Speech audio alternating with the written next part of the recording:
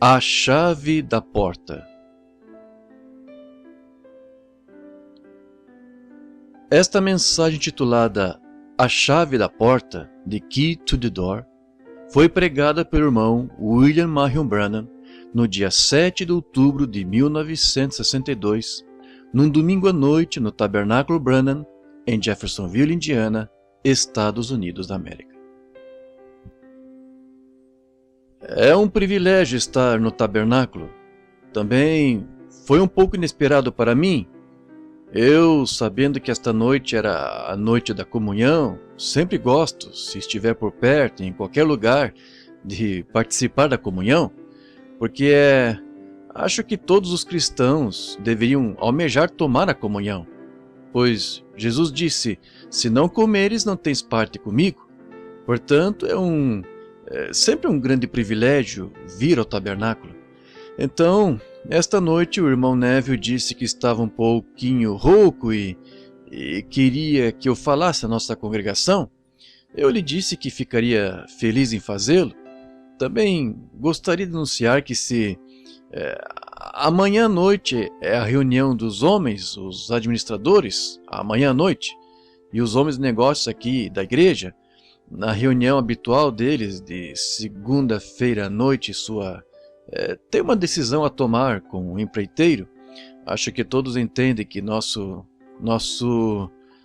projeto foi aprovado e poderemos construir a igreja.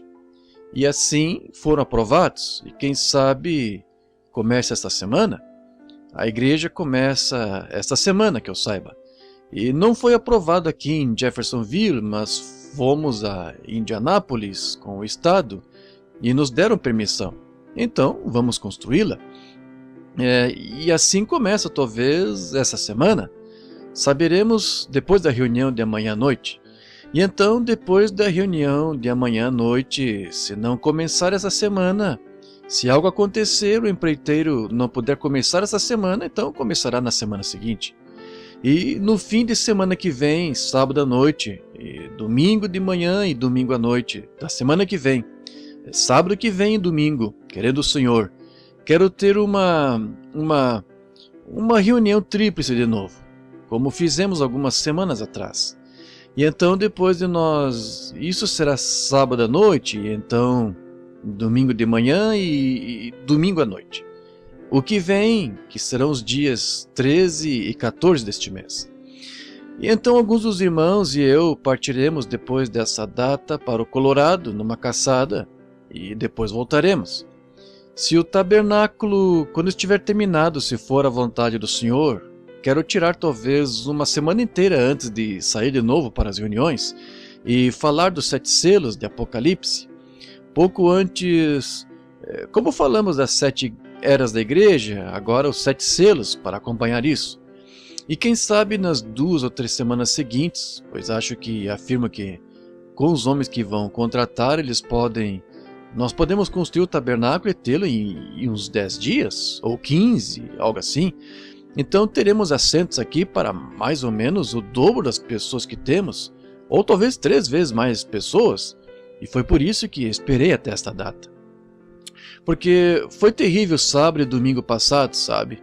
As pessoas estavam de pé aqui às 2 da tarde para lotar o tabernáculo antes mesmo da igreja abrir.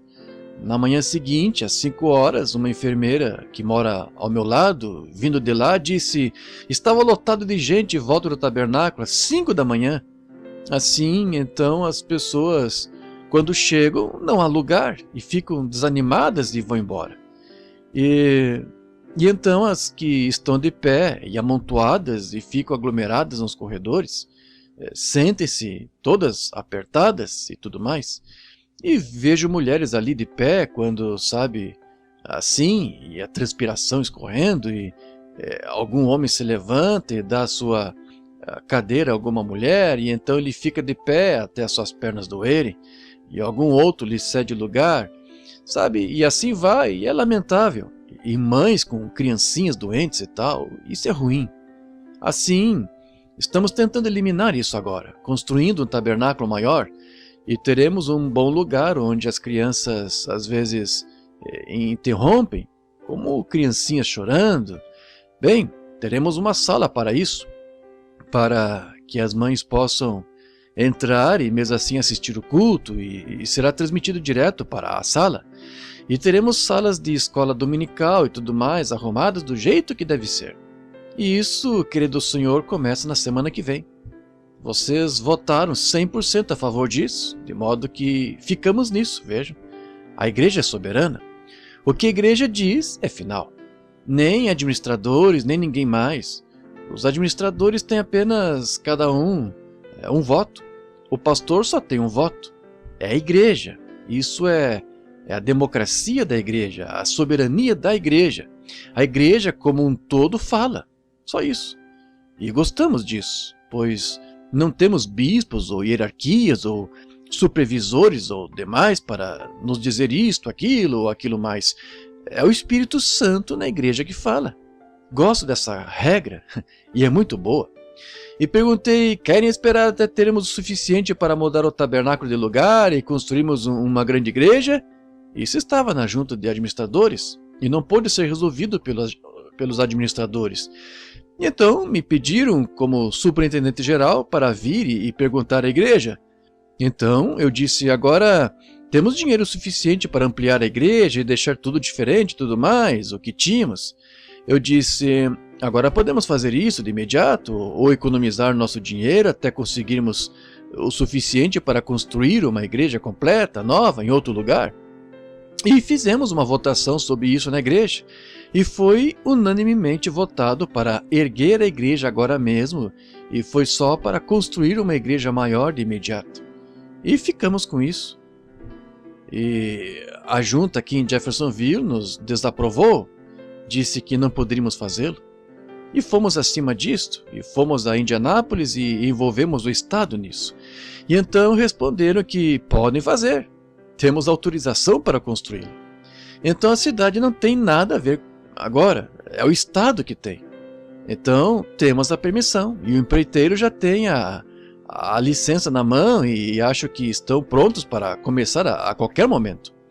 Isto amanhã à noite, se o empreiteiro disser que quer começar semana que vem, então vou omitir as reuniões para até abordarmos os 7 selos. E então, se o empreiteiro não puder começar semana que vem, então no domingo seguinte, sábado e domingo, farei o encontro antes de ir embora. E eu ia fazer nesse domingo. E então vi que esta noite era noite de comunhão, por isso eu omiti este domingo. Porque com tanta gente não se pode tomar a comunhão confortavelmente, e então, quando tivermos a igreja maior, poderemos. Agora, temos um futuro presidente, você sabe o que quero dizer, foi entregue à família Hickerson não faz muito, e nossa irmã, que é pianista, queira vir e nos dar um pequeno acorde no piano de vai buscar, por favor, ou algum corinho desse tipo. Este cavaleirinho da família Hickerson, que foi aguardado por tanto tempo, chegou, um garotinho muito bom, e com certeza é uma joia para os Hickersons. E eles são todos joias para nós os amamos e eles são realmente nosso irmão e irmã. Estamos agradecidos por este pequenino ter nascido na família deles, o que com certeza revolucionou a família. E queiram o pai e a mãe trazer esse garotinho agora para a dedicação. Agora, a escritura diz, traziam-lhe crianças, meninos, para que lhes impusesse a mão e os abençoasse. Agora, há pessoas no mundo que creem no que chamam de batismo infantil, e isto é, elas pegam essas criancinhas e não as batizam de forma alguma, pois só aspergem água nelas. Agora, não achamos isso em nenhum lugar da Bíblia onde tenham aspergido alguém, adultos, muito menos crianças. Portanto, o batismo é a confissão de que uma obra interior da graça foi feita, e as criancinhas não têm conhecimento do pecado. Portanto, quando Jesus morreu na cruz, ele morreu para tirar o pecado do mundo. E quando o bebê se torna um ser humano e nasce neste mundo, não tem pecado próprio, portanto, não tem de se arrepender. Mas quando chega a esse ponto, o sangue de Jesus Cristo tira esse pecado. Claro, o bebê nasce em pecado, formado em iniquidade, vem ao mundo falando mentiras, e é pecador por natureza, mas o sangue de Jesus Cristo faz expiação por isso. Mas quando a criança chega à idade da consciência e sabe o que é certo e errado, então tende-se a arrepender pelo que fez. Seu pecado agora é o pecado, assim como nasceu em pecado, e é o pecado humano. O pecado agora é o pecado que Adão e Eva cometeram, e esse foi omitido por Deus pelo sangue de Jesus Cristo. Agora, o bebê não tem pecados dos quais se arrepender, até que peque. Então ele tem de se arrepender, estão vendo? E quando ele se arrepende, então é o momento de ser batizado. E então ele é batizado por imersão. Até então seguimos as instruções da Bíblia, que traziam a Jesus criancinhas para que lhes impusesse as mãos e as abençoasse. Este amável pai esta noite traz este bebezinho ao pastor e a mim para dedicação. E sentem que, colocando nas mãos dos representantes de Cristo, estão colocando nas mãos de Cristo. Então, pela fé, levamos o bebê a Deus para dar graças por trazê-lo aqui e pedimos a Deus que o abençoe, o que chamamos de dedicação de crianças. Agora, vocês sabem como eu cuidaria dos meus próprios filhos? Tenho uma garotinha na glória esta noite e ela foi dedicada ao Senhor aqui no altar. Tem um garotinho e uma garotinha sentados lá atrás esta noite e ainda não foram batizados. Uma de 11, estive conversando com ela sobre isso, Sara, para o batismo. E José só tem 7 anos, portanto ainda é jovem demais para isso, até que, se ele desejasse e dissesse ser Deus colocando isso em seu coração, eu o faria então. Mas como crianças eu só as dedico ao Senhor, pois é o ensino bíblico disso. Irmão Neville, por favor, acompanhe-me agora até esse belo menino. Eu temia que... É Holling? Holling? Sim, Holling, Jr. Stephen Holling. Bem, isso é ótimo. Oh, pensei que estivesse dormindo. Oh, essa é a natureza dos Hickersons, algo acontecendo. Eu vi outro dia, disse, o presidente e tal. E claro, foi muito pouco para ele, vejam, falar dele como presidente. Como está? Bem, sei que este é um tesouro para qualquer mãe piedosa. Vocês não acham? Muito lindo. E agora, irmão Hickerson e irmã Hickerson, como servo de Cristo, como seu pastor, leva este bebê pela fé aos braços de Jesus Cristo, em cujos braços vocês desejam colocá-lo. Inclinemos a cabeça enquanto o pastor e eu ficamos aqui com as mãos sobre o bebê. Nosso Pai Celestial, na Bíblia traziam-te criancinhas, para que pudesses impor as mãos nelas e abençoá-las. E em verdade, Senhor, elas eram abençoadas. E agora, para seguir teu exemplo, as coisas que tu fizeste, nós tentamos estritamente, Senhor, lendo a Bíblia e seguindo o exemplo exatamente como tu fizeste. E este pai e esta mãe, irmão e irmã Hickerson, nossos amados discípulos aqui no tabernáculo, trazem-nos esta porçãozinha de alegria que tu deixaste aos cuidados deles. Veio de ti, Senhor. Tu lhes deste esta criança. E agora desejam entregar sua pequena vida a ti para ser de serventia a ti. Rogo que abençoes esta criança, que tu lhes dê uma vida longa, que viva, se possível, para ver a vinda do Senhor.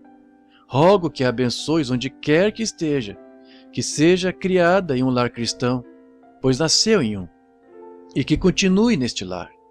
Que o pai e a mãe cheguem a ver o bebê no púlpito, se possível, pregando o Evangelho. Eles preferem vê-lo assim, Pai, do que no trono da Casa Branca, ou em qualquer outro lugar, pois são teus servos e desejam que a vida do bebê seja uma dedicação e uma bênção à obra de Deus. Agora rogo, Pai, que abençoes o menino e que a graça de Deus venha sobre ele e que seja saudável e feliz por toda a sua vida e que o pai e a mãe estejam vivos quando crescer. Abençoa-o, pois o abençoamos em teu nome. E agora, pequeno Stephen Holling Hickerson, eu te entrego a Jesus Cristo, para que as bênçãos que pedimos venham sobre ti. Seja saudável e forte, meu irmãozinho, e que vivas para glorificar a Deus. Em nome de Jesus Cristo pedimos. Amém. Deus o abençoe. Deus abençoe todos. Um bebê muito lindo. Onde nunca envelheceremos, na terra onde nunca envelheceremos, na terra onde nunca envelheceremos. Não será maravilhoso? Os jovens serão adultos e os velhos serão jovens. Agora, não é maravilhoso? E nunca ficaremos doentes, ou nunca teremos tristeza, ou nunca morreremos. Agora, os cultos, o irmão Neville anunciou, também quero anunciar agora que essa reunião, não se esqueçam dela, e as reuniões das quais ele falou, também uma senhora Ford, que vinha à igreja anos atrás, acabei de levá-la a sua filha, alguns dias atrás, e tinha 80 anos, e foi encontrar-se com o senhor ontem à noite, às 8 horas, eu acho. E seus cultos, o pastor e eu realizaremos na capela da funerária Kutz, quarta-feira, às 10h30, quarta-feira que vem. Senhora Ford, senhora... acho que esqueci qual é o seu... senhora Levi Ford. A nossa... é a mãe de Lloyd Ford, que vocês veem no meu livro, que ele ia guardar aquele traje de escoteiro para mim, e só restou uma perna para mim. Agora é a mãe do rapaz. Assim, outro dia eu a levei lá e orei com ela, e pobre anciã, e ela foi encontrar-se com o Senhor Jesus.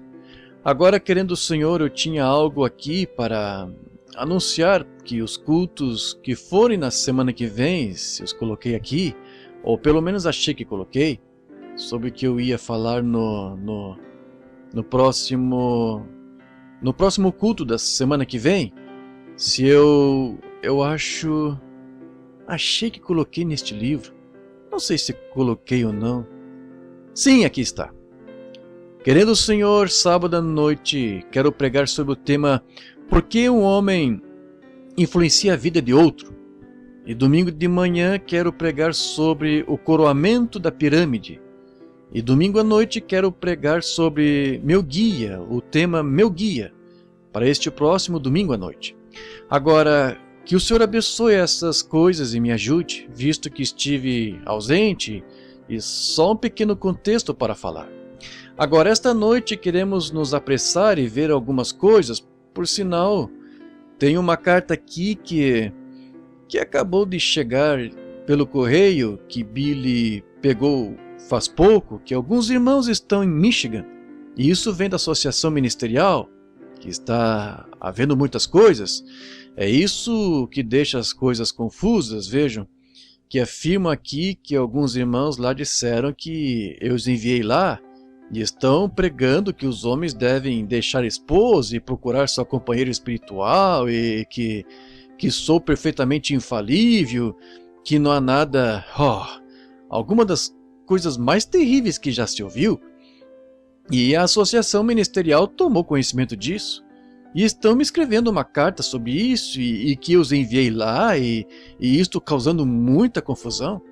E alguns deles profetizando e dizendo que um homem deveria deixar essa esposa e ir se casar com aquela. Agora, esta igreja sabe que não apoiamos um absurdo destes. Nós cremos na Bíblia. Cremos que quando um homem toma uma mulher, essa é a sua esposa. E só a morte pode separá-los. Só isso. Não cremos em uma coisa dessas. Também não cremos em amor livre. Não cremos nessas coisas. Cremos plenamente na Bíblia e somente nela. Assim, vou fazer uma cópia desta carta e dar minha resposta e publicá-la nas revistas, e isso esclarecerá. Espero que esclareça, de qualquer modo, a resposta a eles. Agora, esta noite, antes de abrirmos a Escritura, falemos com o nosso Senhor. Nosso Pai Celestial, estamos nos aproximando do Teu trono de misericórdia, em nome do Senhor Jesus, aquele grandioso que desceu da glória para nos revelar as riquezas dos tesouros de Deus. Como te agradecemos por este grande Jesus, ao qual foi a manifestação de Deus, feita pessoalmente a nós, e por meio dele temos a redenção dos nossos pecados. E agora passamos da morte para a vida, porque cremos nele, pois está escrito dele, que ele disse: quem ouve as minhas palavras e crê naquele que me enviou, tem a vida eterna, e não entrará em juízo, mas passou da morte para a vida. Abençoa as tuas palavras esta noite, Senhor, e estamos aqui para tomar a comunhão daqui a pouco.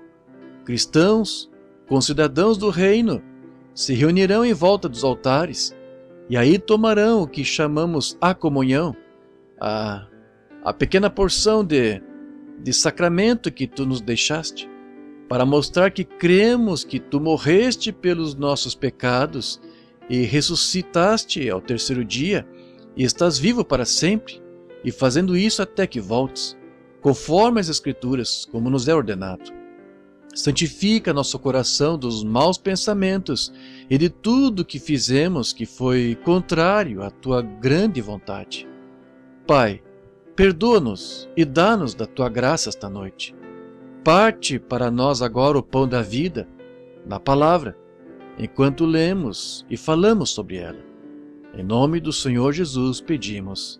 Amém. Agora, no livro de Apocalipse, começando com um versículo só, desejo ler o versículo 20, ou o versículo 1 do capítulo 20.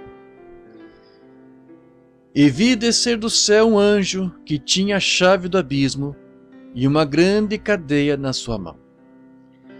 Agora, gostaria de falar se fosse para chamar de texto ou tirar um contexto deste texto pelos próximos 20 ou 25 minutos, gostaria de chamar de a chave da porta. Agora, não quero chamar de chaves, pois Pedro recebeu as chaves do reino, mas quero chamar isto a chave da porta. E então, logo a seguir, gostaria de fazer uns pequenos comentários sobre a comunhão antes de tomarmos esta noite. Agora, uma chave. Nota aqui, como lemos, que este anjo desceu do céu, tendo a chave na mão. Creio que é Apocalipse 13 ou 19, vemos de novo outro anjo vindo com uma chave. E uma chave o propósito de uma chave é destrancar algo que foi trancado, ou é algo que deveria ser trancado. Mas uma chave é dada com esse propósito. Agora, há muitos tipos de chaves, pois temos muitos usos para chaves. Há chaves de depósitos, há a chave da sua própria casa, há a chave do seu automóvel, e nós as chamamos de chaves, e são chaves. E podem ser duplicadas muitas vezes, ou para casa, às vezes pode-se fazer o que chamamos de chave mestra. Em outras palavras, é uma chave que é feita com as alavancas, a janela, que gira a fechadura de certa maneira e pode destrancar quase qualquer porta, chamada de a chave mestra. É uma estrutura com a forma de muitas chaves e pode ser destrancada assim com nossas casas ou mesmo para nossos automóveis, pode ser duplicada. E então nenhuma chave pode destrancar porta alguma até ser usada por uma mão. Tem de haver algo para usar a chave. A chave em si não pode usar a si mesma. Precisa ter algo para usar a chave. É como este microfone pelo qual estou falando. Este microfone é mudo. A menos que haja algo para falar através dele, ele não pode falar por si mesmo. Precisa ter algo para falar através dele. Assim, não é o microfone, é a voz ou o som por trás que o microfone transmite a onda do ar ao seu ouvido. Agora, é assim na pregação do Evangelho. Não somos nós mesmos como ministros, nós não somos o Evangelho, mas somos apenas transmissores que transmitem a voz de Deus através do nosso intermédio como homens ao ouvinte. Uma visão é igual. Não tenho nenhuma visão da qual falar para a igreja no momento, mas se o Espírito Santo me mostrasse primeiro uma visão, então eu transmitiria essa visão àquele a quem é dirigida? Assim, não foi minha, a visão não fui eu, foi Deus que deu a visão. E eu agi como transmissor para levar a mensagem da visão ao povo. Agora, uma chave é a mesma coisa. Perdoe-me, a chave só deve ser segurada pela mão que destranca a porta. Vejam, tem de ser uma mão. Agora, e a chave da qual falarei esta noite, só uma mão pode segurar esta chave, que é a mão da fé. É a única coisa que pode segurar esta chave. E mãos seguram outras chaves, e é preciso uma mão de fé para isso. Agora, consideremos a chave do conhecimento. Agora, um homem precisa, se está tentando acumular conhecimento, vejam, agora, há uma chave para isto. Há um jeito que este homem tem de abrir, ele tem de estar para conseguir seus livros e seu aprendizado, e ele não pode, ninguém pode aprender por ele. Pode ensinar, mas ele tem de aprender. E o único jeito de poder fazer isto é tendo de pegar essa chave, que é algo ali que revela a ele o conhecimento que ele está buscando. E há pessoas que podem tentar tocar piano ou música, elas não sabem exatamente como fazer isso, mas poderiam ir lá, e o professor poderia passar lição após lição, e elas nunca aprenderiam. Elas não conseguem segurar essa chave deste mistério. Como o ritmo e os sons da afinação e tal ressoam, requer-se a chave. E a matemática, há uma chave para a matemática, que você tem de pegar o jeito dela.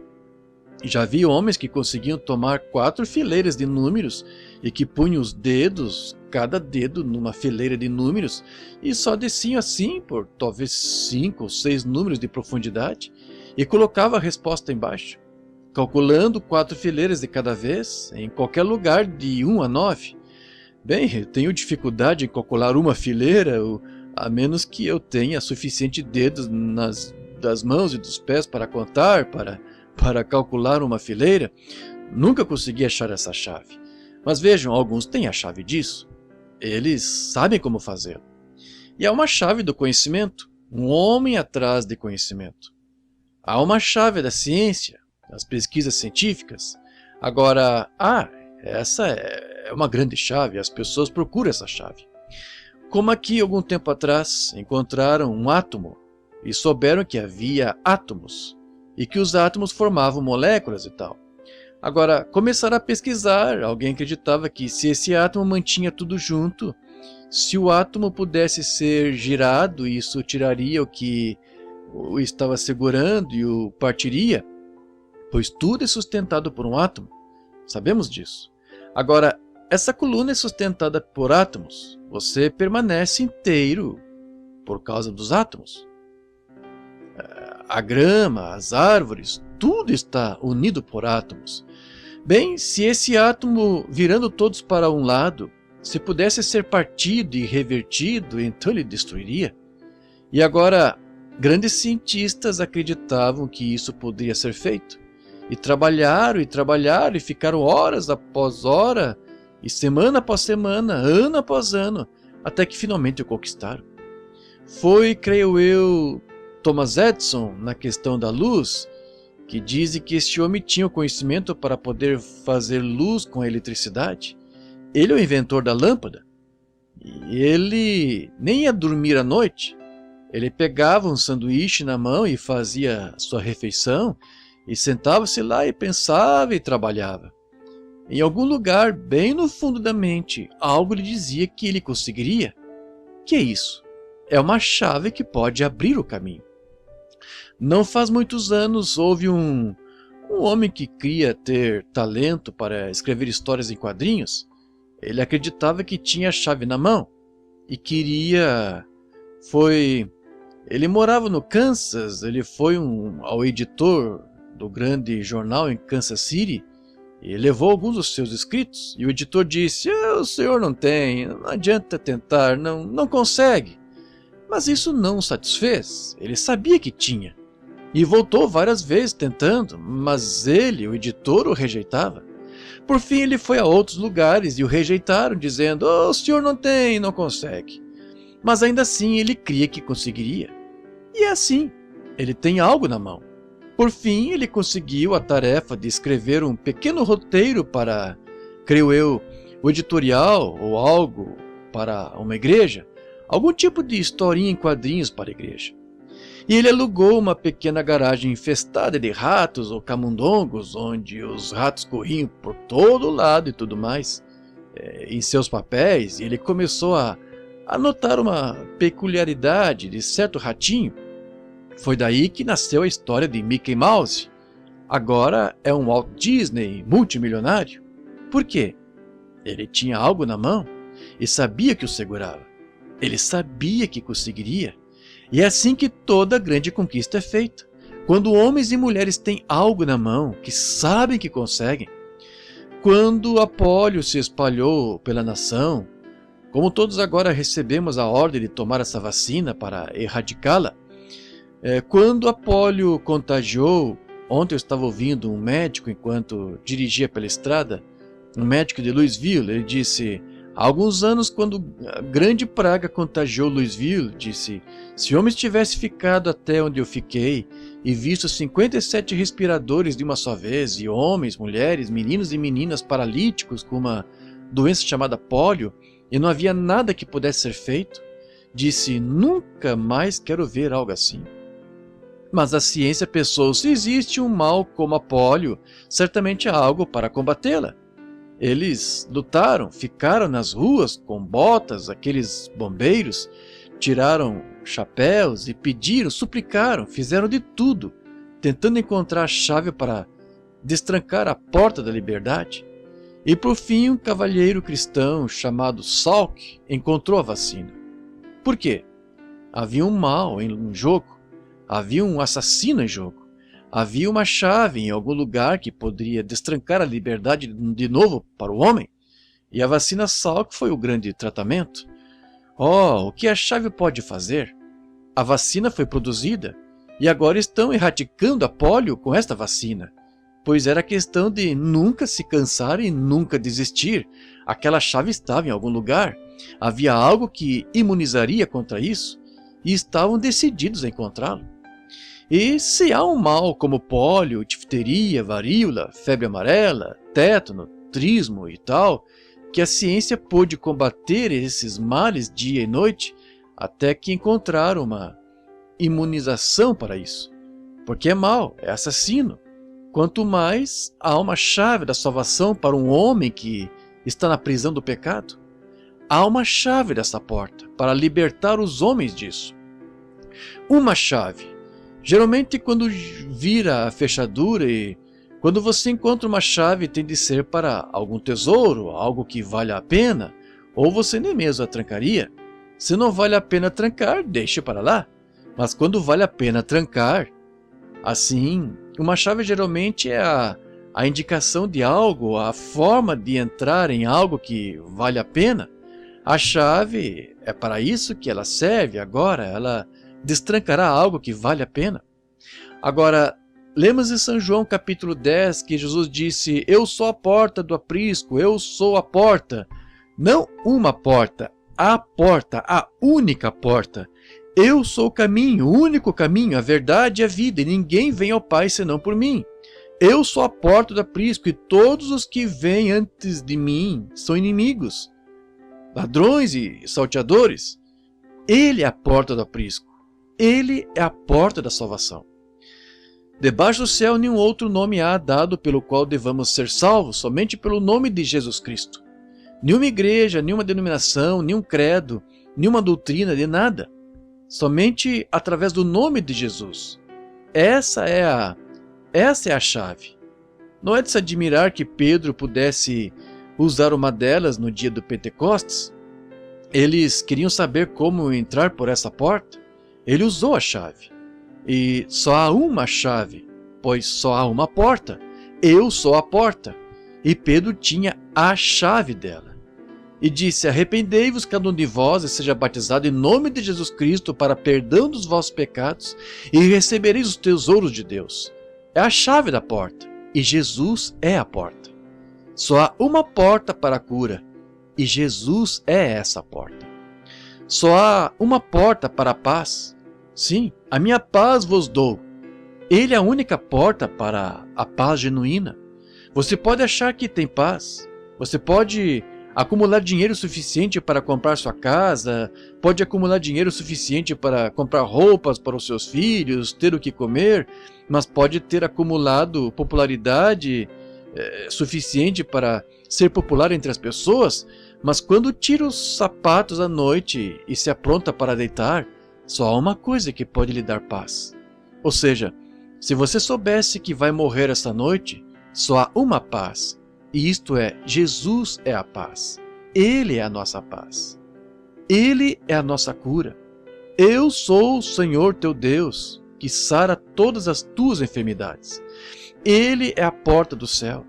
E não há outra porta ou outro caminho, senão através de Jesus Cristo. Ele é a porta do céu. E agora, Jesus é a porta de todas essas coisas. E a fé é a chave que destranca a porta. Agora, se Jesus é a porta de todas estas promessas de Deus, fé em sua obra consumada destranca todas as portas para todo o tesouro que há dentro do reino de Deus. Entendem? A chave é: fé é a chave que destranca cada promessa que ele faz. A chave da fé faz isso. Fé em sua obra consumada. É sobre essas chaves que estamos falando. Agora, em Hebreus capítulo 11, tem uma grande lista deles anotados aqui, desses heróis da fé. Foi a chave da porta que fechou a boca dos leões. Foi a chave, a fé que destrancou as prisões. Foi a fé, a chave da fé, que apagou a força do fogo, fez escapar do fio da espada, ressuscitou os mortos. Foi a fé, a chave da fé no Deus vivo. Esta mão, este homem, esta mulher que pode tomar essa chave da fé, pode destrancar cada promessa que Deus fez. Mas se não tem essa chave, você está apenas supondo, você nunca destrancará. Você se chocará contra ela, pois esta chave, qualquer chave feita corretamente, há alavancas no interior da fechadura e requer-se certa forma, certo formato dessas chaves para girar essas alavancas. E apenas uma pequena alavanca deslocada atrapalhará tudo. Portanto, eu creio no Evangelho completo, em toda a palavra de Deus que libera o poder de Deus, que direciona suas bênçãos ao povo. É a chave da porta que a destranca.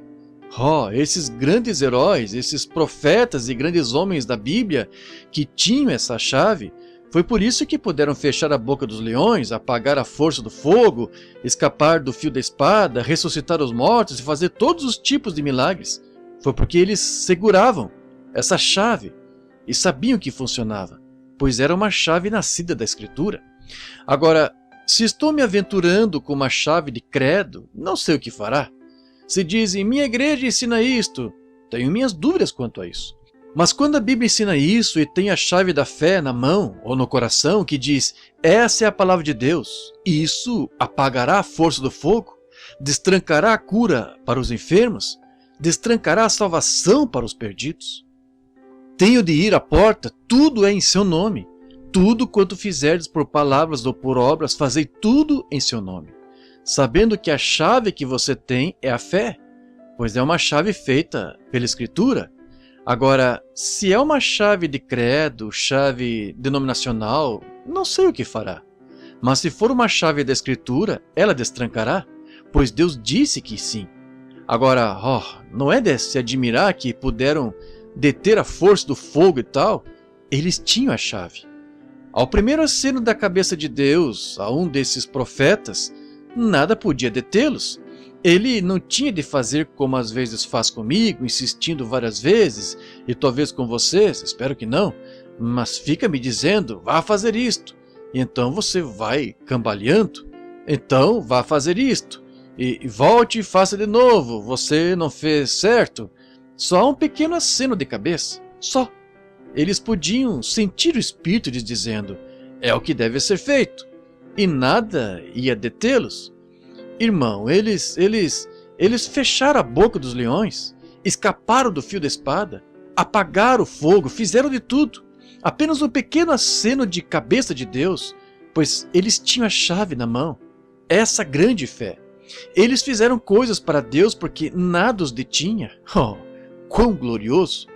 Como o jovem certa vez chegou a um irmão idoso que era um ancião piedoso, um antigo profeta de Deus, e ele ouvia esse homem testificar constantemente falando da bondade de Deus, e como Deus era, e o que Cristo era, e continuava falando.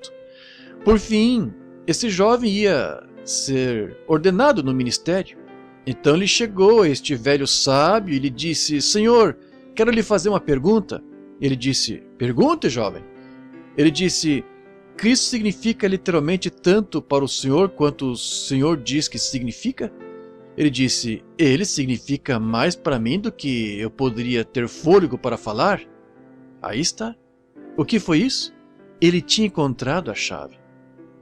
Esse jovem disse sobre isso: Se o Senhor afirma estas coisas e me diz que elas são tão reais quanto o Senhor, então quero conhecer esse mesmo Jesus, na mesma realidade. O que foi isso? Ele sabia que o ancião tinha uma chave, que ele podia destrancar e podia trancar.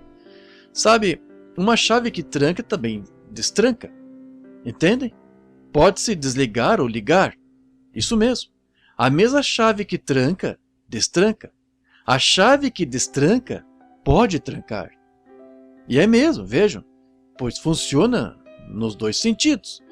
Quão lamentável é que a igreja tenha perdido sua visão disso.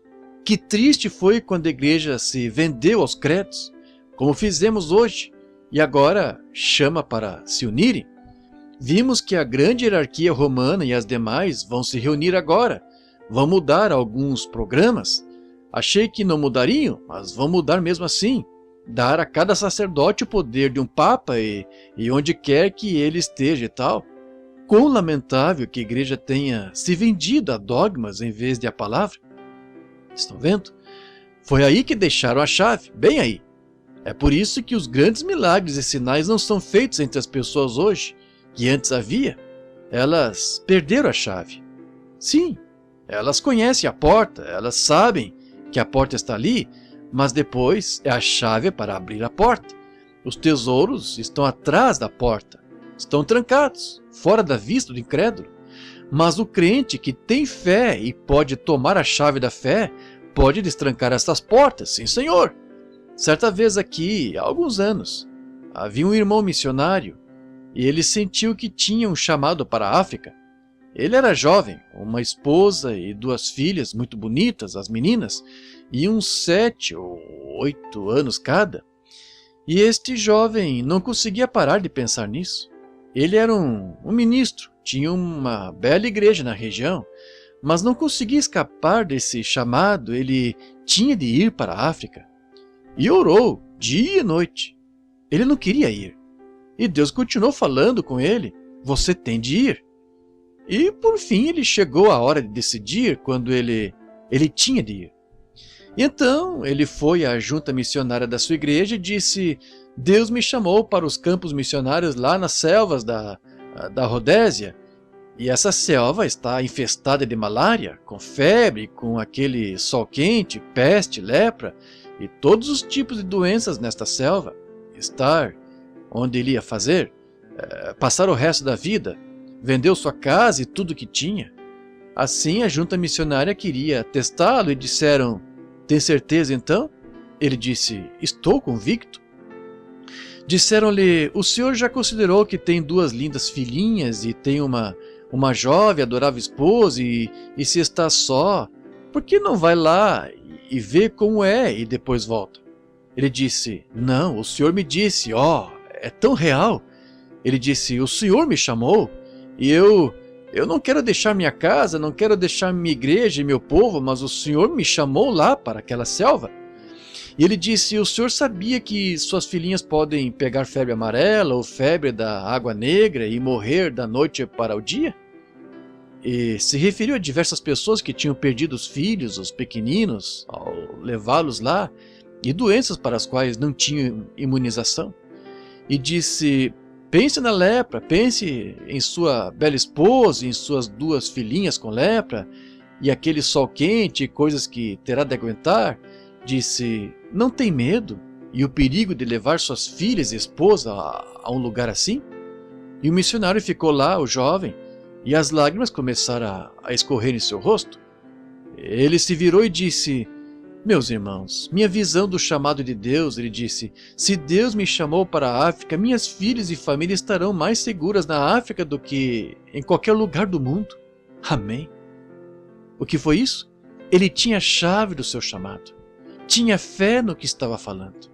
Oh, pensei, que comentário corajoso. Quando ouvi isso pela primeira vez, meu coração saltou.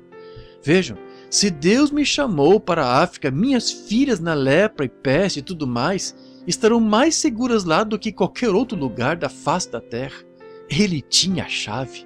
É isso que se requer. Quando você tem a chave, não há medo, não há dúvida, não há pergunta. Você não tem de perguntar a outra pessoa sobre isso, você sabe exatamente. Você a tem em mãos, você sabe o que fazer. Amém? Você sabe qual é o resultado, sabe que a porta vai destrancar. Você verificou as alavancas e sabe que é estritamente o certo. A porta vai se abrir quando você inserir a chave nela. Oh, se a igreja possuísse as chaves, se a igreja possuísse essa chave da fé, poderíamos destrancar qualquer porta, qualquer doença, qualquer praga, qualquer caso que haja. Ela poderia ser destrancada para nós se pudéssemos possuir essa chave. Este homem tinha a chave do seu chamado. Se me permitem um testemunho pessoal, lembro-me de uns 15 ou 17 anos atrás agora, quando o Senhor me disse lá no Rio, quando ele desceu naquela coluna de fogo, cuja foto vocês veem, e falou comigo e disse, tu levarás esta mensagem ao redor do mundo. E me lembro em Greensmill, quando ele falou comigo, e fui e disse ao pastor, ele me disse, Billy, o que você comeu aquela noite? Você teve um pesadelo. Ele disse, volte para o seu trabalho, você está trabalhando na companhia de serviços públicos, tem um bom emprego, volte e cuide das suas coisas, filho. Disse, você teve um pesadelo, você comeu álcool. Isso não me intimidou nem um pouco. Quando comecei com os cultos de cura, muitos de vocês aqui se lembram da minha mensagem aquela manhã, como Davi foi ao encontro de Golias, foi sobre o que preguei. E me disseram, ele disse, no dia da ciência moderna, quando temos todos os tipos de pesquisa médica, quando temos os melhores médicos, quando a igreja há muito se esqueceu da cura divina e coisas de muitos anos atrás, como vai encarar um grande gigante assim? Como vai sair diante dos metodistas, batistas, presbiterianos e tal, e até os pentecostais, que se esqueceram disso há muito tempo e adotaram seus credos? Como vai encarar sem denominação nada mais para apoiá-lo? O que vai fazer, Bill? De alguma forma, isso não me intimidou nem um pouco, pois eu tinha uma chave na mão. Disseram, ninguém acreditará em você, você não terá como fazê-lo, ninguém acreditará em você. Eu disse, não me importa, tenho certeza de uma coisa, Deus me chamou, e devo ir porque Deus me chamou. Eu segurei a chave, Ele me chamou, Ele me mostrou, Ele me contou, e vi sua presença quando Ele me comissionou, e a chave estava lá. O pastor disse, como a instrução da 7ª série, você vai pregar e orar diante de reis e monarcas? Eu disse, isso é segundo a palavra dele?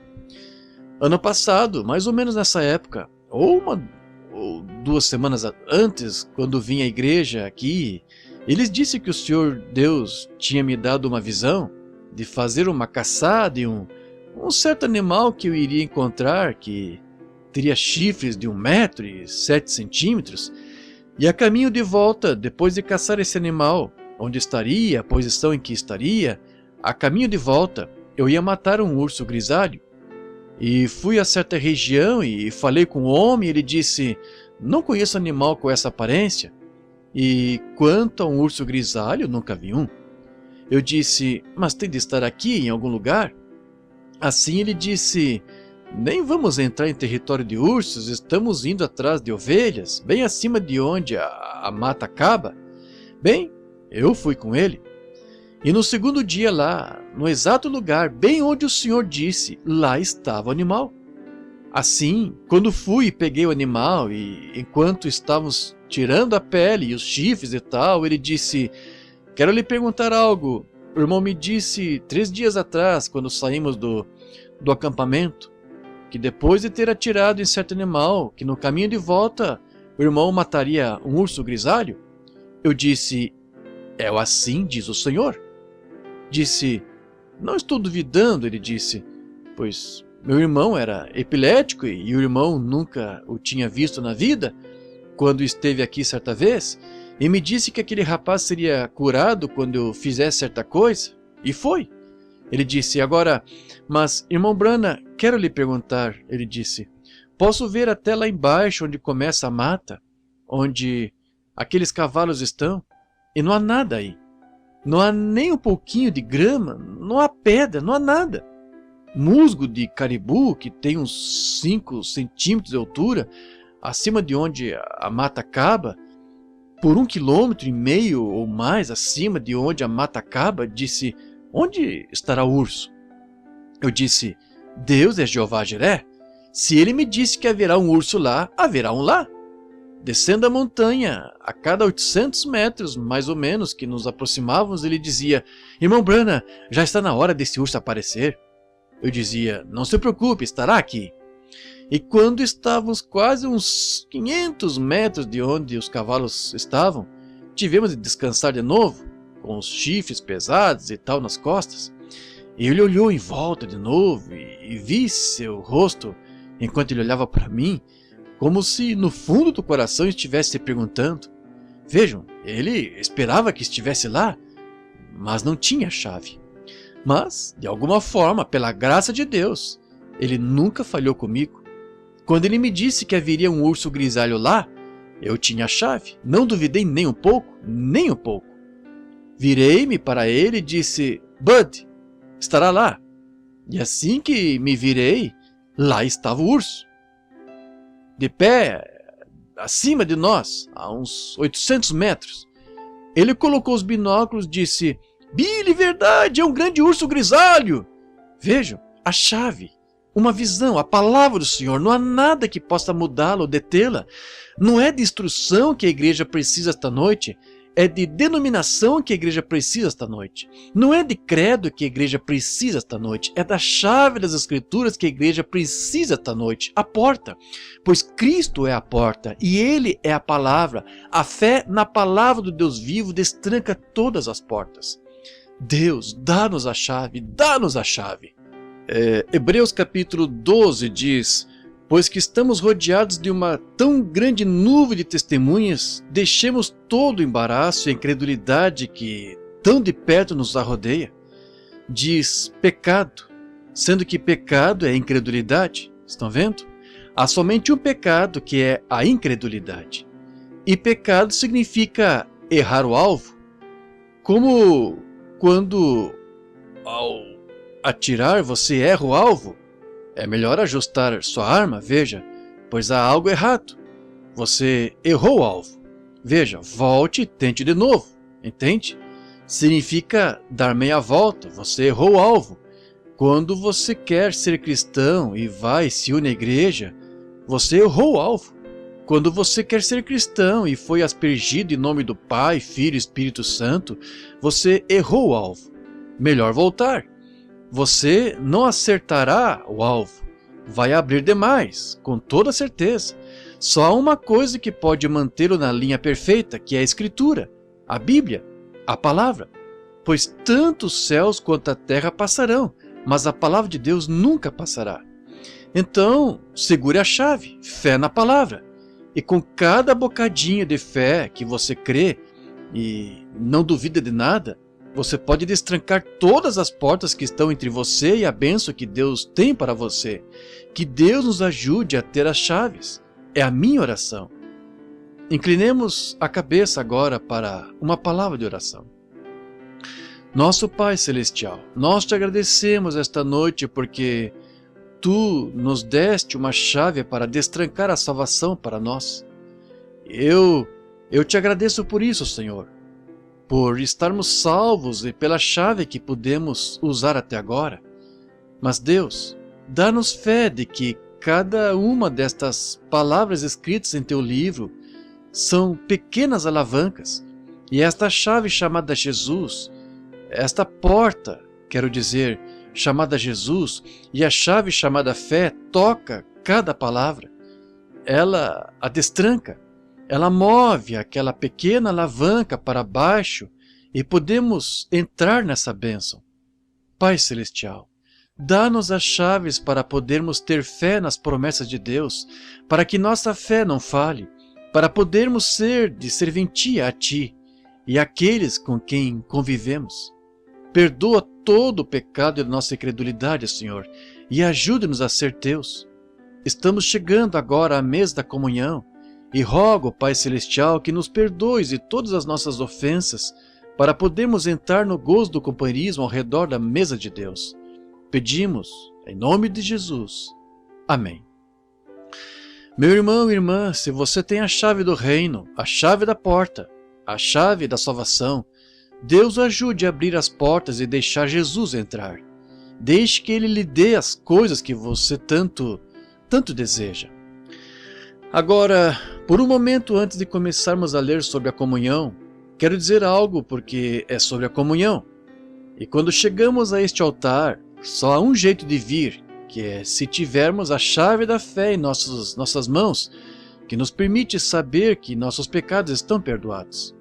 E se não tivermos essa chave para destrancar essa porta, de que nossos pecados estão perdoados, não temos direito à mesa do Senhor. Porque o que come e bebe dignamente, come e bebe para a sua própria condenação, não discernindo o corpo do Senhor. Agora, isso é verdade. Acho que todos sabemos que hoje é o Dia Nacional da Comunhão. Este é o dia em que todas as igrejas tomam a comunhão. É o Dia Nacional da Comunhão em toda a nação. E pensei que seria apropriado falar uma ou duas palavras sobre a comunhão antes de tomá-la, enquanto o pastor faz o favor de aprontar as escrituras para a leitura da ordem da mesa do Senhor. Agora, esta comunhão, não demorarei mais que uns 10 minutos. Esta comunhão que estamos para tomar tem sido a maior disputa dentre todas as doutrinas da Bíblia. Essa foi uma das suas primeiras disputas na igreja primitiva. E hoje os protestantes, os episcopais e metodistas e muitas das igrejas protestantes aceitariam de bom grado a doutrina católica romana, se pudessem superar o pequeno obstáculo da comunhão. Mas concordarão que o sacerdote se case e seja ministro. A Igreja Católica concordou com isso várias vezes em suas conferências e encontros. Eles concordam com isso. E concordarão quanto a orações diversas e tal. A Igreja Protestante concordará com isso. E os catecismos e tal, o pequeno altar aqui e ali, e a Igreja Católica está disposta a fazê-lo. Mas quando se tratou da comunhão, eles caíram ali. Qualquer um que já tenha lido a história sabe disso. Mas claro, no meu modo de pensar, eles teriam muito que abandonar antes que eu pudesse aceitá-lo. Vejam, porque não é a Bíblia. Mas quero que diga uma coisa à Igreja Católica. Sabiam que a Igreja Católica no princípio foi a Igreja Pentecostal Apostólica? Claro que foi. Foi o começo da igreja. E veja aonde chegaram, eles continuaram tirando a palavra e injetando dogmas. E se a igreja pentecostal existisse por mais 100 anos, estaria mais longe da Bíblia do que a igreja católica está hoje. Pelo jeito que está indo agora. A igreja católica levou várias centenas de anos para se afastar dela, 300 anos, desde a igreja primitiva até a organização da igreja católica romana, que eles iniciaram. E eles atraíram, trazendo grandes dignatários e tais, e cortaram isto, e puseram isto, e tiraram isto, e levantaram aquilo, e tiraram ídolos pagãos, e levantaram estátuas cristãs e tal, e abrindo mão disso até chegarem ao que tem agora, a Igreja Católica Romana. E a Igreja Pentecostal Protestante, nos 50 anos em que tem existido, e visto que caiu daquilo que começou, estará em pior estado do que a Igreja Católica daqui a 100 anos. Isso mesmo. Essa é uma grande palavra para se dizer, mas veja de onde eles caíram. Entraram direto na organização, entraram direto em abrir mão disto e daquilo e tudo mais, E lá vão eles, vejam, voltando diretamente. Mas comunhão é chamada a ceia do Senhor. Agora, muitas pessoas querem tomá-la pela manhã. Não disse na Bíblia que foi seu café da manhã. E como estas pessoas hoje, como elas ainda podem dizer ceia do Senhor e não praticam? Elas cortaram ceia e a omitiram e chamaram de jantar. Bobagem! Ceia! Agora, sempre uma disputa nos tempos bíblicos. Foi uma disputa então. As pessoas entenderam mal a ceia do Senhor. Quando vinham à mesa, Paulo disse àqueles coríntios que eles vinham e se embriagavam à mesa do Senhor, vejam, foi mal entendida neste ponto. Ele disse, se querem comer, comam em casa. E outra coisa, foi mal entendida, o que era? Pecadores e homens vivendo em pecado, vinham e tomavam a comunhão, e isso foi mal entendido. Um homem que vivia com a mãe adotiva, e a igreja lhe contou sobre isso, ainda tomando a comunhão à mesa. E havia dissensões entre eles, e ainda estavam tomando a comunhão. Ele disse, entendo que vocês andam como os demais gentios, e há desentendimento entre vocês, como há em especial na casa de Cefas e tal. Disse, vocês andam como os demais gentios? Vejam, foi mal entendida. A comunhão sempre foi mal entendida. Agora, eu poderia continuar com isso por horas, mas temos de ter esta comunhão e o lava-pés. Agora, eles omitiram o lava-pés por completo, com exceção de algumas denominações. Muitos pentecostais se afastaram totalmente disso, estão vendo? E ainda está na Bíblia, do jeito que foi escrito, estão vendo? Agora, Roma não chama de comunhão, chama de missa, é uma santa missa. Eles não tomam comunhão, eles participam de uma missa. É uma missa, e uma missa certamente tira o verdadeiro significado da comunhão. Missa significa esperando. Eles participam de uma missa, esperando que fazendo isso na missa, Deus os perdoe de seus pecados, tomando o corpo literal de Cristo, o que o sacerdote converte no corpo e no sangue de Cristo. Tomando isso, esperando que Deus omita seus pecados ao fazê-lo, é uma missa. E os protestantes chamam de comunhão. Comunhão significa ação de graças, que o católico está participando de uma missa, esperando que na missa Deus os perdoe de suas más ações. O protestante o toma com ação de graças pelo que já foi feito, com a comunhão com Deus, tendo comunhão com Ele, que já está feito. O católico está esperando que seja feito. O protestante diz que já está feito. O católico está se perguntando se seus pecados estão perdoados. O protestante está confessando que estão perdoados, que ele está livre. E uma comunhão é ter comunhão com Deus. E estes artigos que tomamos, não na esperança de que nossos pecados sejam perdoados, mas eles estão perdoados. Pois isto, um é esperança e o outro é fé. Um está esperando que esteja certo e o outro sabe que está certo. Estão vendo? O outro, um está esperando, pois não sabe onde se encontra. O outro sabe que está certo, pois sabe o que Deus disse. É isso. Essa é a diferença. Assim, quando você está apenas esperando, tenha cuidado. Mas quando você sabe, então continue. Veja, então você está em comunhão com Deus. O protestante ele diz que está perdoado e sabe disso. O católico tem missa, espera que seja perdoado. É exatamente assim. Um é um mendigo, esperando que tudo esteja bem. Vejam, o outro é um mendigo agradecendo pelo que já foi feito. Ambos são mendigos, mas um está mendigando, esperando receber. O outro mendigo sabe que ele recebeu. Ele agradeceu por dar a ele. Agora, aí está a diferença. Isso é comunhão. Sim, Senhor. Um está esperando que seja perdoado, o outro sabe que está perdoado e dando graças por isso. Assim, a comunhão é para os cristãos que nasceram de novo do Espírito de Deus. E ter nascido de novo não significa necessariamente agora que vocês têm o Espírito Santo. Agora, lembre-se, muitos ensinam isso. Não conheço ninguém que ensine assim, como o velho irmão Argan Bright disse aquela noite no púlpito aqui, vejam. Mas o novo nascimento não é o batismo do Espírito Santo. A Escritura não apoia isso, eu penso que não, veja, no meu modo de ver, entende? Eu creio que você nasceu de novo. É por isso que uso a palavra batismo em nome de Jesus Cristo, mas não para regeneração. Agora, a Pentecostal, Igreja Pentecostal Unida, batiza em nome de Jesus Cristo para regeneração. Não creio nisso. E podem fazê-lo se quiserem, mas creio que Pedro disse: arrependei-vos primeiro. A água não perdoa pecados, a Igreja de Cristo prega assim. Mas creio que o arrependimento, a tristeza segundo Deus, arrepender-se significa dar a volta, voltar. Você errou o alvo, comece de novo. Faça isso primeiro.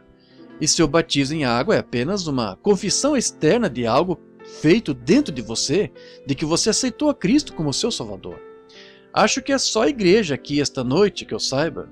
Não fico aqui o suficiente para saber quem vem ou não. Recebi uma pequena crítica aqui, não faz muito, por batizar um homem aqui no tanque, um idoso. E fui até ele era um bom idoso. Tive o privilégio de conduzir toda a família dele a Cristo, todos eles cristãos. Esse idoso era um amável idoso e eu gostava dele. Então fui até ele e lhe disse: Papa, por que não se torna cristão? Ele me ama. Ele disse: Irmão Branham, eu me tornarei cristão quando puder ficar bom o suficiente. Eu disse: vou lhe dizer o que está fazendo, Papa. Olhe em volta até achar onde o senhor pode ficar bom o suficiente.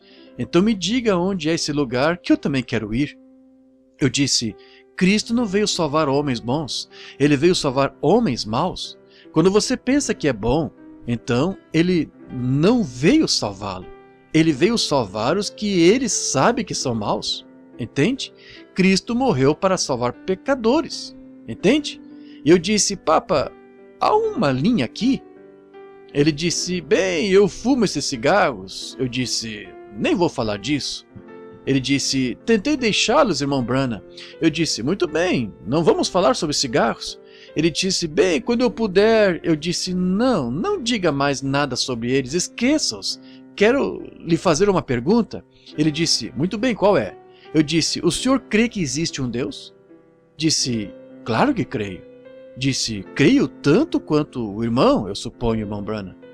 Eu disse: o senhor crê que esse mesmo Deus cruzou sua linhagem e se fez carne e habitou entre nós, na pessoa de Jesus Cristo, para salvar o homem?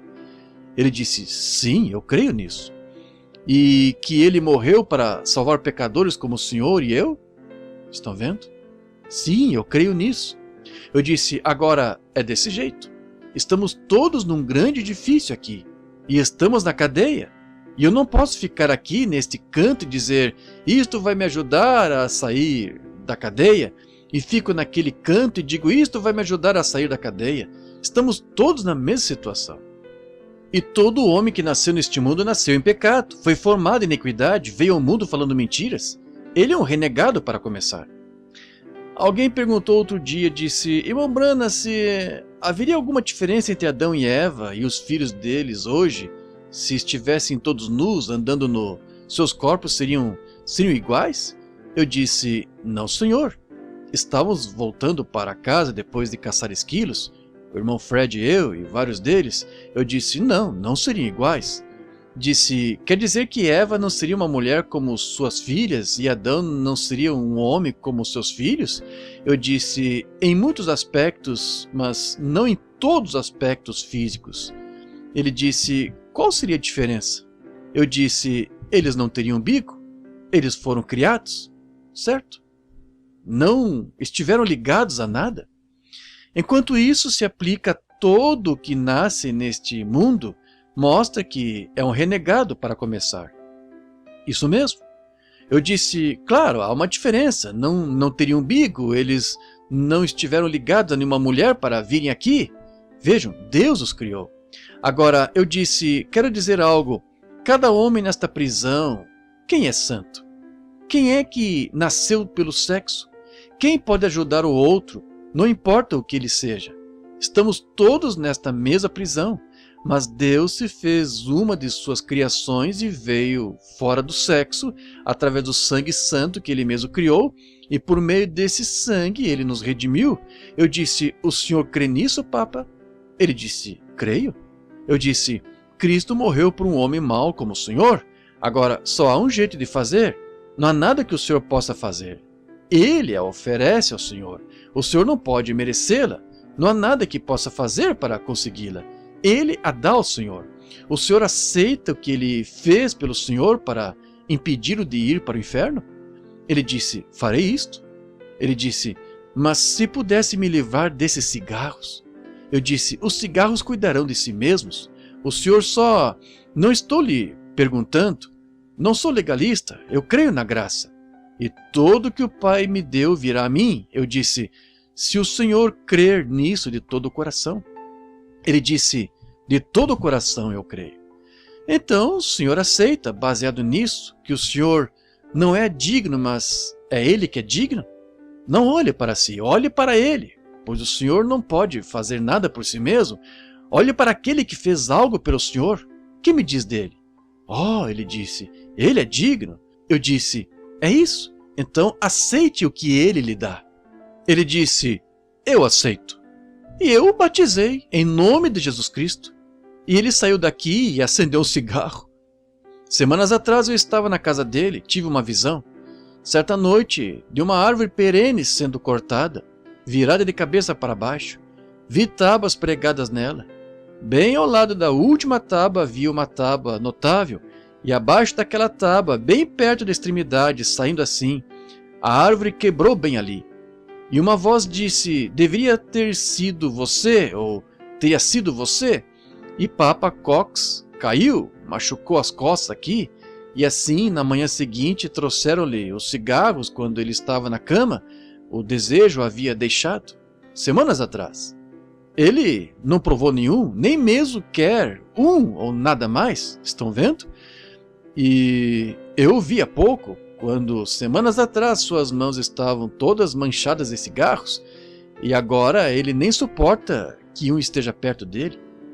Coloque as primeiras coisas em primeiro lugar. Não tente ficar bom. Você é mau para começar. E não há nada que possa fazer.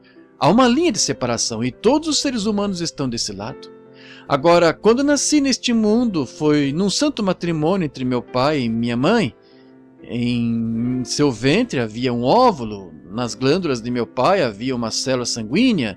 Minha vida consiste dessa célula sanguínea, não do óvulo de minha mãe, da célula sanguínea de meu pai. E quando aquela célula sanguínea entrou em seu devido lugar para se encontrar com o óvulo, quando o fez, a natureza foi ordenada por Deus a me dar um corpo. Então, eu nasci na raça humana. Foi-me dada a oportunidade de tornar-se uma pessoa inteligente como os seres humanos, em que eu poderia dirigir um automóvel, ou poderia fazer coisas como os seres humanos, andar, falar, dirigir um automóvel e tal.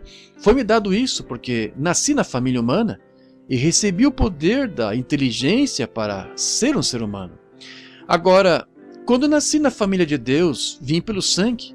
O sangue me deu vida. E então, depois que me tornei vivo em Cristo, Ele me batizou com o Espírito Santo e poder para ser filho de Deus.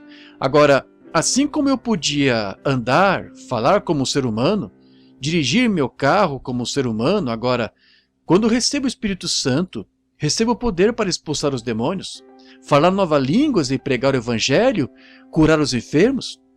Estou batizado, não nascido, mas batizado. Estavam reunidos no cenáculo, todos orando em seu nome. Foram batizados com o Espírito Santo e poder para servir veio. Amém. Você crê para a vida eterna e nasce de novo pela sua fé. Jesus disse em São João 5,24, quem ouve as minhas palavras e crê naquele que me enviou tem a vida eterna. Não o Espírito Santo, só tem a vida eterna. Ele nasceu na família de Deus e então é batizado no Espírito Santo com o poder da inteligência e da fé para crer no Evangelho e colocá-lo em operação e fazê-lo agir certo. Amém? Então, ele age como um filho de Deus. Então, ele pode expulsar os demônios. Jesus disse, esses sinais os seguirão. Estão vendo? Em meu nome expulsarão os demônios, falarão novas línguas, pegarão nas serpentes, beberão coisas mortíferas. Vejam, ele recebe poder pelo Espírito Santo para fazer estas coisas. Agora, quando partiu, ele disse, convém-me que eu vá, porque se eu não for, o Espírito Santo não virá. Estão vendo? Então, quando ele vier, convencerá o mundo do pecado e ensinará a justiça e vos ensinará o que há de vir, são as visões. Ele tomará as coisas que vos ensinei e as revelará a vós. As próprias palavras que ele veio. Ninguém pode entender a palavra sem o batismo do Espírito Santo. E quando o homem diz que tem o batismo do Espírito Santo e contesta que a palavra está certa, há algo errado. Paulo foi um crítico do Novo Testamento? Não estava. O Novo Testamento não estava escrito. Paulo foi um crítico do cristianismo? Saulo. E quando recebeu o Espírito Santo, foi por 3 anos à Ásia e estudou as Escrituras, porque foi ensinado por Gamaliel, um grande mestre.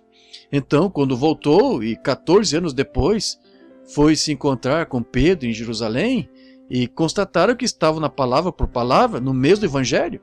O mesmo Deus que fez Pedro pregar no dia de Pentecostes, ele lhes fez dizer para se arrepender e serem batizados em nome de Jesus Cristo, esse mesmo Espírito Santo revelou isso a Paulo, e ele lhes disse em Atos 19, depois de já terem sido batizados por João, disse, vocês têm de ser batizados de novo, em nome de Jesus Cristo. Entendem? Vejam, o Espírito Santo permanece em linha com as Escrituras. Sua fé nisso destranca todo o mistério. Amém. A Bíblia disse em 1 João 5,7, 3 são os que testificam no céu, o Pai, a Palavra, que era Cristo, e o Espírito Santo. Esses 3 são um. E 3 são os que testificam na terra, água, sangue, Espírito. Esses 3 não são um, mas concordam em um. Agora, você não pode ter o Pai sem ter o Filho, não pode ter o Filho sem ter o Espírito Santo. Eles são um, mas pode ser justificado sem ser santificado, e pode ser santificado sem ter o Espírito Santo. A santificação é pelo sangue, através do sangue vem a vida, entende? E o Espírito Santo é o poder de Deus, veja, o poder dado à igreja. Recebereis, o quê? Virtude. Atos 1,8, depois disso o Espírito Santo virá sobre vós, recebereis virtude. Não nascereis de novo, recebereis virtude depois do Espírito Santo vir sobre vós. Então sereis minhas testemunhas em Jerusalém, Judéia e Samaria, até os confins da terra. Está vendo? Você recebe virtude depois de receber o Espírito Santo. Mas primeiro você deve receber o Espírito Santo, e este é o poder de Deus. Veja, para manifestar e demonstrar. Você é como você era humano e aprendeu a falar e a andar e a fazer as coisas que um ser humano faz. Quando é batizado com o Espírito Santo, você recebe poder para agir como filhos e filhas de Deus. Não é de se admirar que as pessoas agem e procedem como hoje. Elas nunca foram cheias do Espírito Santo. Se tivessem sido, elas agiriam diferente. Elas afirmam que foram, mas Jesus disse, pelos seus frutos os conhecereis. Então, como pode fazê-lo? Veja, está tudo enredado. Está vendo? Mas voltemos aos fatos. Agora, se você anda direito e afirma ser cristão, nós o convidamos esta noite à mesa do Senhor. Hoje, sem dúvida, a comunhão foi tomada por toda a nação. Alguns de um jeito e alguns de outro, mas acho que o melhor jeito de fazer isso é seguir as Escrituras. Justo como fizeram nas Escrituras. Acho que seria suficiente. Está com sua Bíblia, irmão Neville? O irmão Neville agora lerá as Escrituras. O irmão Neville diz, no capítulo 11 de 1 Coríntios, começando com os versículos 23, porque eu recebi do Senhor o que também vos ensinei, que o Senhor Jesus, na noite que foi traído, tomou o pão, e tendo dado graças, o partiu e disse, tomai, comei, isto é meu corpo que é partido por vós. Fazei isto em memória de mim. Semelhantemente também, depois de cear, tomou o cálice, dizendo, este cálice é o Novo Testamento no meu sangue. Fazei isso todas as vezes que beberdes em memória de mim. Porque todas as vezes que comerdes este pão e beberdes este cálice, anunciais a morte do Senhor, até que venha. Portanto, qualquer que comer este pão ou beber o cálice do Senhor indignamente, será culpado do corpo e do sangue do Senhor. Examine-se, pois, o homem a si mesmo, e assim coma deste pão e beba deste cálice. Porque o que come e bebe indignamente, come e bebe para a sua própria condenação, não discernindo o corpo do Senhor. Por causa disto, há entre vós muitos fracos e doentes, e muitos que dormem. Porque se nós nos julgássemos a nós mesmos, não seríamos julgados.